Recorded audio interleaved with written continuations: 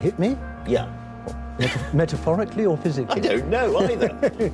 Well, I think history records we've had our moments. But I would like to think that I took my medicine like a man. We are not suggesting that Gordon Brown is a bully. What we are saying is staff in his office, working directly with him, have issues and have concerns and have contacted our helpline. And we believe that the present statement that Mandelson and others are putting out, categorically denying that it is occurring, is a nonsense and it is non-credible. Thank you for your confidence in Britain, which I believe we will repay. And thank you for your support for Britain, which we will return. Thank you very much.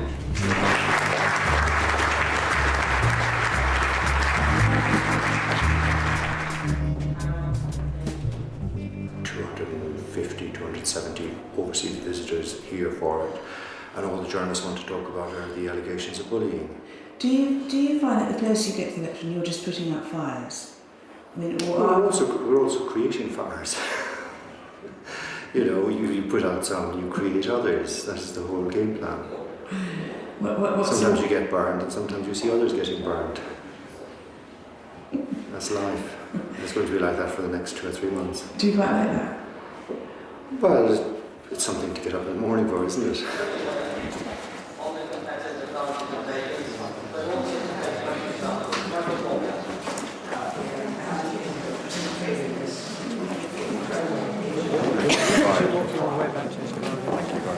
Andrew, that was great. That's great, and that's what you said, Peter. I know you will. Having part of the conversation.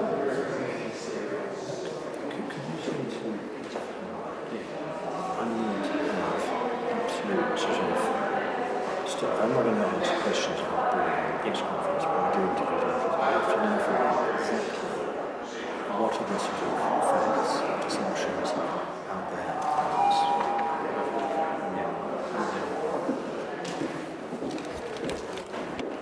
Well, I must say I think this whole affair is starting to acquire a slight odour. Are you saying that this woman's accusations were entirely politically motivated? But what are the accusations? She said on radio, I heard her, that she wasn't actually making any allegations or claims about the Prime Minister personally. Businesses have to take bullying seriously. And this is what she says was one of her criticism. Why wasn't there any investigation taking place rather than just an outright denial? Investigation of what? Well, of allegations of bullying. Which allegations? Well, allegations of the Prime Minister. Which allegations? Hitting out at people, pulling them out of their chairs, you know, these kind of things. Now, I've said to you before, nobody tolerates bullying in this government or in any part of this government. Period. Zero. And that's it. Okay? So, Peter, do you think you put out the bullying fire? No, I think it's got a little way to rage yet, because it's perfectly clear to me that this isn't just somebody with a book to sell. It's a political thing. And, you know, our political opponents are out there stirring like mad, trying to find people to throw fuel on the fire. But given that we know he gets into terrible rages, and everybody knows that, so how do you... He doesn't get into terrible rages. I think that, look... I've heard him on the phone to you getting cross. Is that a rage? How do you define rage? No, he's a rage, not bullying me. He's just sort of saying to me, hear my pain.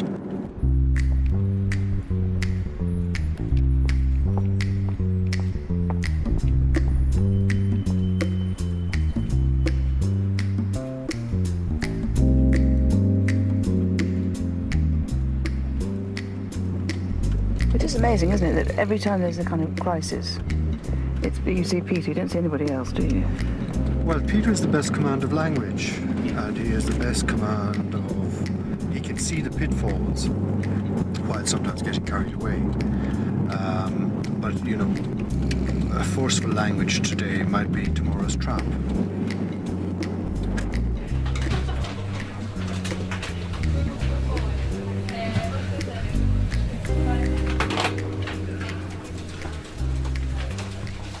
I think yesterday wasn't bad, but I think Peter went too far in defending the regime in Number 10, and I think possibly damaged his own standing a little bit in the process.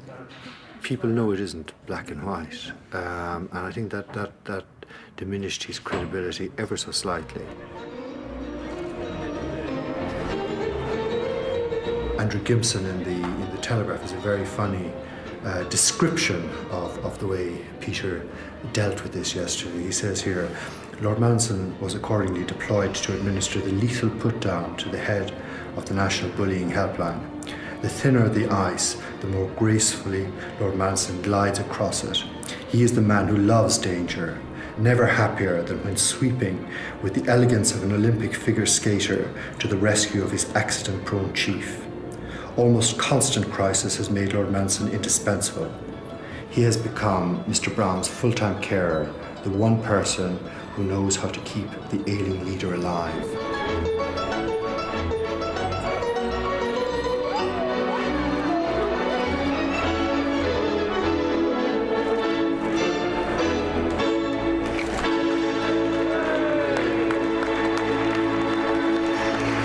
None of his policies stand up, and that's why there is never any substance from the Leader of the Opposition.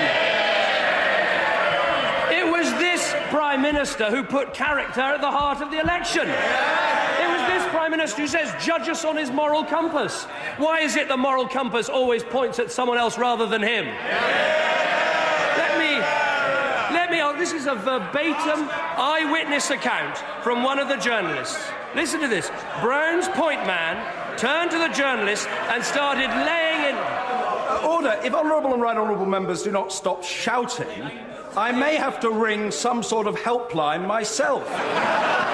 Or worse still, suspend the sitting. It makes an extremely bad impression, this sort of noise and ranting on the British public. I appeal to the House to have some regard for the way in which we are viewed by the electorate. The House will hear the Leader of the Opposition.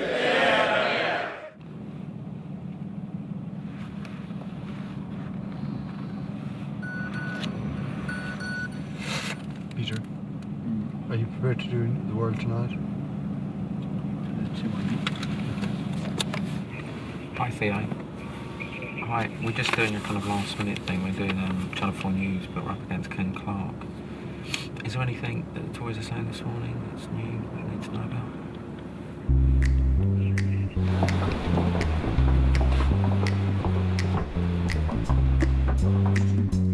It's got to go. It can't be said. Didn't say any of that. Well, yes, you did. You normally quote a different version of what I said. Well, what are you saying? I have said that your position is that you are increasing public spending, and we've got to tackle it. Over 30. That's right. But how will you tackle it? By freezing the salaries of all public sectors. We're doing that. We're doing that. I notice your words very... Hang on. There's a degree of pantomime creeping in of oh yes you will, oh no you won't. So by tomorrow you may say it, Peter, but you haven't said it yet. But what you also know, because you're a wonderful ex-chance, as you keep reminding us,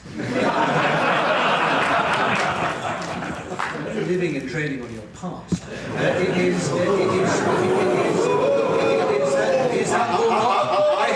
unlike you, Peter, I have a past that I can live.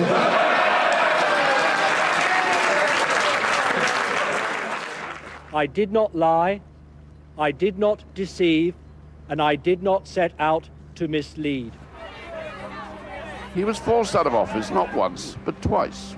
The first time was when a fellow minister admitted lending him a large sum for a London home. The secret deal with Geoffrey Robinson hadn't been declared. Mr. Mandelson resigned again after being brought back as Northern Ireland Secretary. This time, it was a row over his role in a passport application for a rich Indian businessman.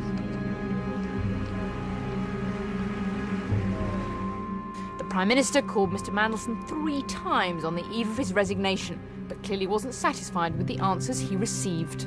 Yet today he's exonerated, and Downing Street say he's left without a stain on his character. cold comfort for the man learning to live without his cabinet career. I do believe him to be a person of immense ability and indeed integrity. And I do say to people right at the very beginning, I said this was a tragic case. And I said that I believed he would be cleared of any impropriety, and I'm very pleased for his sake that he has been. And I hope he's able now to get on and rebuild his life, because he is someone of great ability with a lot to give. It seemed very brutal by Tony Blair. And?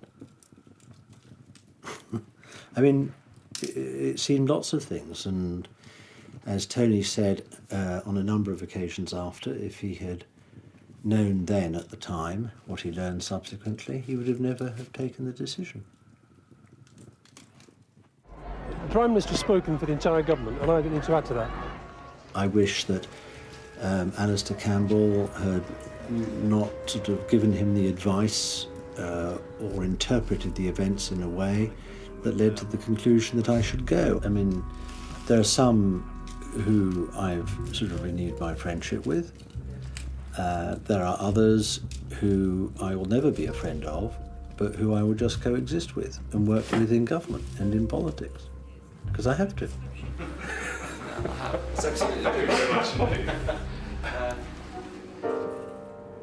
I was reading, as I'm sure you have, Alistair Campbell's new diaries. I haven't read the original ones, no. And I haven't got the new ones. He spent so much time arguing. I mean, he paints a picture of it's almost like kind of Grange Hill meets, I don't know, Lord of the Flies, with everyone fighting and crying and slamming doors. And I mean, it's amazing that you managed to do anything. Well, it wasn't really like that, or it wasn't all like that. But look, politics, you've got to understand, is a very passionate business, and you have very inspired, very driven people who are not just fighting for their place, they're fighting for their view or their opinion and their outlook. It's what's called creative tension.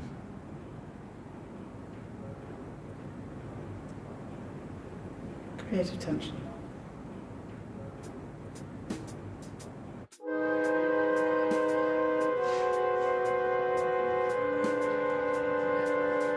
Over the Robinson thing, it was Gordon and Gordon's camp who set you up. It wasn't to do with Tony.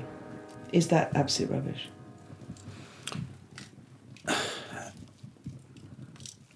I mean, to be perfectly frank, it doesn't really interest me to go into it. I mean, what happened, happened. It's a long time ago. A lot of water's flowed under the bridge. And for me, it's a closed door. How do you, as a person and as a politician, then incorporate what you know has happened to you into your present?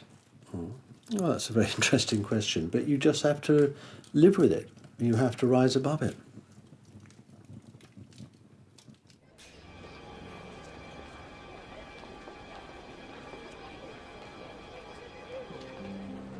My closeness to Tony Blair was my Achilles heel. Rather than my great strength and saviour, the fact that I was so close to him made him more brutal in his handling of me and dealing with me. I think I was a very good lightning conductor for him. Having me stuck up there on his shoulder meant the lightning oftentimes and the flak was attracted to me rather than to him. But I think that's one of the things that he's rather good at, though. Yeah, he's a very effective politician. It's what's made him so successful. I know, but why I love him so much. I know. But, so why do you love him so much, actually? Let's be honest. Why do you love him so much? Because I think he's... First of all, he's a genuinely very nice person. He has a nice personality and a good character. Secondly, his views, his political outlook was pure New Labour, and so was and remains mine. And thirdly, because he was a very